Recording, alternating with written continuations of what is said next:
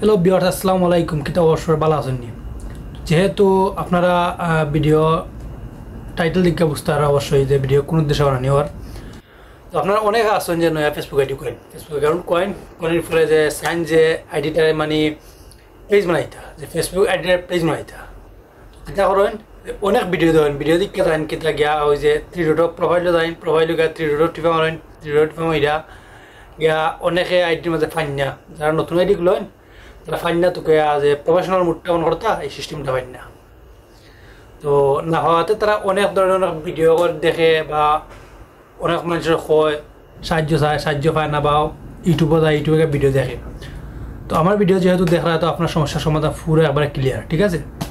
তো মূলত মেন হতো হইল মূলত একটা আইডি খুললে আইডি রানিংও তুলতে তুলতে অনেক দিন সময় লাগে। তো মূলত ফেসবুক কোম্পানিয়ে কইয়া দিছে যে আইডি খোলার পরে, তো যে কোনো ফেসবুক আইডি খোলার পরে পেজ যোন খুলে এটা অন্য বিষয়, যোন আইডি খোলার পরে মানে কেউ পেজ বানাইতে চাইন তাহলে কমপক্ষে মিনিমাম আইডির বয়স হইতে হইব 2 থেকে 3 মাস, ঠিক আছে?